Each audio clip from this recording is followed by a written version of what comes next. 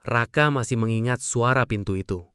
Bunyi kayu yang ditarik perlahan, lalu ditutup tanpa dentuman. Sunyi, tapi justru kesunyian itulah yang paling berisik dalam hidupnya. Saat itu ia berumur 7 tahun. Di meja makan ada sepiring nasi yang belum disentuh. Di sudut ruangan adiknya menangis, bayi kecil yang belum mengerti arti kehilangan. Raka berdiri di ambang pintu, menatap jalan tanah yang mulai gelap. Ia menunggu seseorang yang tak pernah kembali. Hari itu, ibunya pergi. Tidak ada pelukan terakhir, tidak ada janji akan kembali, hanya secari kertas yang ditinggalkan, kata-kata yang bahkan tak mampu dipahami anak sekecil Raka.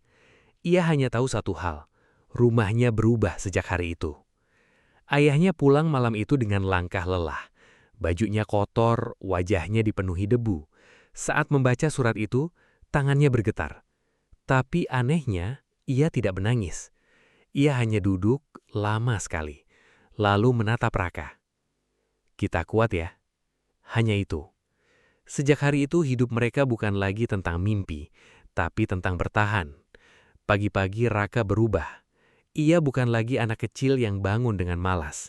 Ia bangun sebelum matahari terbit, menghangatkan nasi sisa, mengganti popok adiknya, menggendongnya sambil mencoba menenangkan tangisan yang kadang tak berhenti. Ayahnya pergi bekerja sebelum matahari naik tinggi. Kadang jadi kuli bangunan, kadang angkut pasir, kadang membantu di pasar. Tidak ada pekerjaan tetap, hanya tenaga yang diperas setiap hari. Raka sering melihat tangan ayahnya berdarah, luka-luka kecil yang tak pernah diobati dengan benar. "Gak apa-apa, ini biasa," kata ayahnya. Tapi Raka tahu, itu tidak biasa. Malam hari adalah waktu paling berat.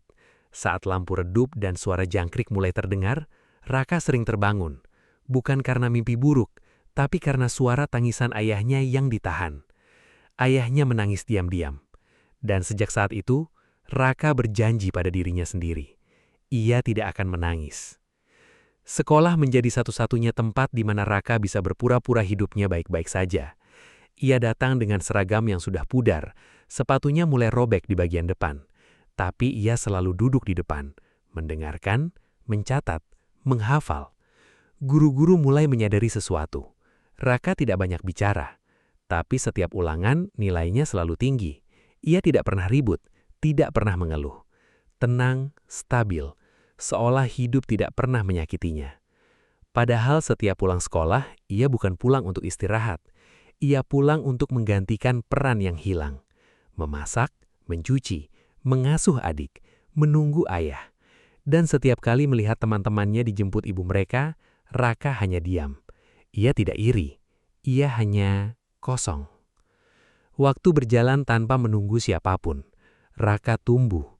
Dari anak kecil yang kebingungan menjadi remaja yang mengerti hidup terlalu cepat. Ia tidak pernah mencari ibunya, tidak pernah bertanya lagi. Karena semakin ia bertanya, semakin ia sadar bahwa tidak semua orang memilih untuk tinggal. Dan ibunya memilih pergi. Suatu hari saat Raka kelas 2 SMP, ia pulang lebih cepat. Rumah sepi. Ayah belum pulang. Adiknya tidur. Di depan rumah ada suara tertawa. Raka menoleh. Di ujung jalan, ia melihat seorang wanita, berdandan rapi, tertawa bersama seorang pria. Hatinya berdegup aneh.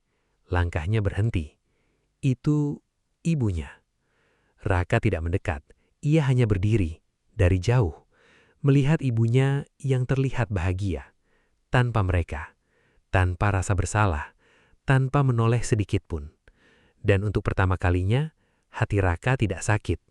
Ia hanya mengerti bahwa tidak semua orang yang melahirkan mampu menjadi ibu. Tahun demi tahun berlalu. Raka masuk SMA dengan beasiswa. Ia menjadi salah satu siswa terbaik. Bukan karena ia ingin membuktikan sesuatu, tapi karena ia tidak punya pilihan lain selain berhasil. Ia mulai bekerja sambilan, mengajar les, membantu toko kecil, bahkan kadang bekerja malam. Ayahnya mulai menua, tenaganya tidak sekuat dulu, dan Raka tahu, sekarang giliran dia. Hingga suatu sore, hujan turun deras, gelap sekali, jalanan becek. Raka baru pulang kerja saat melihat seseorang duduk di depan rumahnya.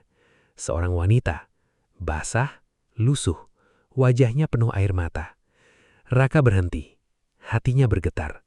Wanita itu menoleh, dan dunia seolah berhenti. "Ibu?" Suara itu keluar begitu saja. Wanita itu menangis semakin keras. "Raka, maaf, maafkan ibu." Ia merangkak mendekat, memegang kaki Raka. "Maaf, ibu salah, ibu menyesal." Raka diam, tidak marah, tidak menangis, hanya diam. Ayah keluar dari dalam rumah, melihat pemandangan itu dan untuk pertama kalinya, wajah ayah menunjukkan emosi yang selama ini ia simpan. Marah, kecewa, hancur. "Pergi." Suaranya pelan, tapi tegas. "Pergi dari sini." "Ibu cuma mau pulang," tangis wanita itu. "Pulang?" Ayah tertawa pahit. "Rumah ini tidak pernah kamu anggap rumah sejak dulu." "Ibu berubah." "Tidak, kamu hanya kehabisan tempat." Hening. Hujan semakin deras. Raka menatap keduanya. Lalu perlahan ia berbicara. "Ayah?" Ayah menoleh. "Aku tidak bisa membenci dia." Kalimat itu sederhana, tapi berat. Raka menatap ibunya. "Aku tidak bisa melupakan, tapi aku juga tidak bisa pura-pura tidak punya ibu."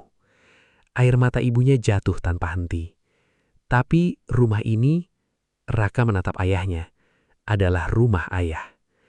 Ayah terdiam, dan akhirnya berkata pelan, "Aku tidak bisa menerimanya kembali." Tidak ada teriakan, tidak ada drama berlebihan, hanya luka yang sudah terlalu dalam. Raka membantu ibunya berdiri, tidak membawanya masuk, tapi juga tidak meninggalkannya. "Aku akan bantu ibu." Ia mengeluarkan uang, memberikannya. "Aku tidak akan membiarkan ibu terlantar." Tapi, tidak semua bisa kembali seperti dulu. Ibunya menangis, bukan karena ditolak, tapi karena akhirnya ia melihat apa yang telah ia hancurkan. Hari itu tidak ada pelukan keluarga, tidak ada akhir bahagia seperti di cerita lain, tapi ada sesuatu yang lebih besar, penerimaan. Bukan menerima masa lalu, tapi menerima kenyataan. Raka tetap menjalani hidupnya. Ia sukses. Ia membangun kehidupan yang dulu bisa ia bayangkan. Ia merawat ayahnya. Ia menyekolahkan adiknya hingga tinggi. Dan diam-diam ia tetap membantu ibunya. Bukan karena lupa, tapi karena memilih untuk tidak menjadi seperti masa lalunya. Raka akhirnya mengerti satu hal. Hidup bukan tentang siapa yang pergi, tapi tentang siapa yang tetap tinggal saat keadaan paling sulit. Dan cinta tidak selalu berarti bersama. Kadang cinta adalah tetap memberi, meski hati pernah dihancurkan. Kalau kamu sampai di bagian ini, berarti kamu benar-benar merasakan cerita ini. Jangan lupa untuk subscribe channel cerita kami, karena di sini kita tidak hanya bercerita, tapi juga belajar tentang hidup, luka, dan arti bertahan.